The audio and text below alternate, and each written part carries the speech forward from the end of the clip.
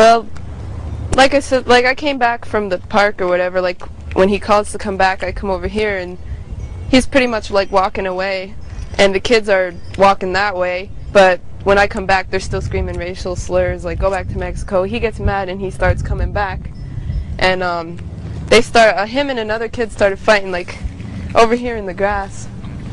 So they fought for a while and my husband tries to break it up, and then like somehow like everything's getting pushed over here and I'm standing, I'm just watching like screaming no no no, stop stop stop, and my husband tries to get kids off of him and just it was happened so fast. So like the fight from over there was moved over to here, and he was laying, when my husband and I noticed, he was laying on his back on the ground, kind of like with his head facing that way, his feet this way, and we ran to his side and tried to wake him up and he didn't wake up, and we were on the other side and the kid's over here and kicked him in his head. That's when he started shaking. My son was a great kid and fell into a bad situation or whatever became of it. I feel sorry for families or anyone that cares for Mr. Ramirez. But it was just, my son is a good kid, and it's just this is like a bad nightmare for the family. And probably all the families and all the kids that I know, that I could never say anything bad about the other people involved. Also the families and the children. Was there anything else you want the public to know? Is there anything else you want to add? Well, I wish the public wouldn't make perceptions or assumptions on kids till facts or come out. That's all I could say. You think, Desmond, is there anything you would want to ask? How's the family been handling this? It's been really hard for the family. It's very stressing, and because you just don't expect that if you had a child that's constantly in trouble, you'd say, well, hey, you know this is coming any day if you know you're running into scrapes. So I never had a problem with calling, or I don't believe any of these other boys are in trouble either. From what I know, it's.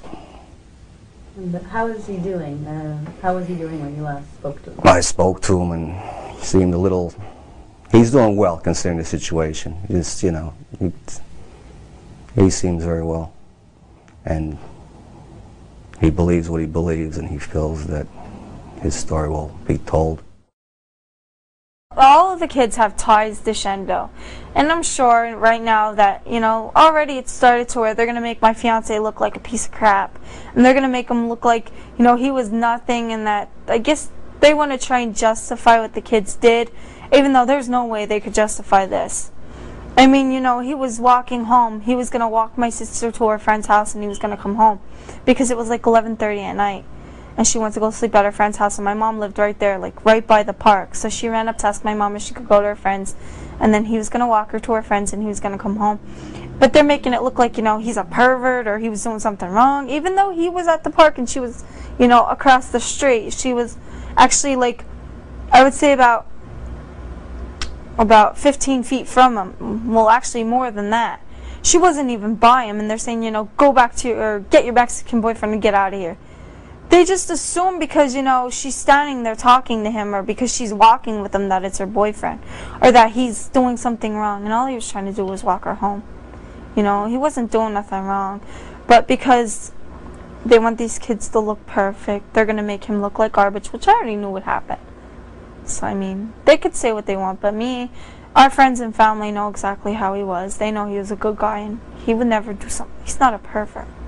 I'd like to see those kids go to jail for a very, very, very, very, very long time. At least no less than 20 years. 20 to 30 years, no less. But I know what's going to happen right now. I know I'm not going to get the justice I deserve, because something's going to happen.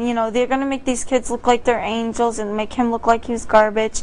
And 10 to 1, these kids are going to get probation or a slap on the hand. And, if that happens, I'll take it to the Supreme Court. I don't care. I will push this until I get the justice I deserve. His family, his mother gets to go to a casket, to a grave, and see her son. Their parents get to go see them every day, or get to hold them and tell them they love them. We don't get to do that no more. We have to sit there at a grave and talk to him. And it's not right. If their parents, if he would have done this to them, they would understand. And they would want him to be in jail. He would have been in jail by now. But because he's a supposed illegal Mexican, right away they don't care. He's less important.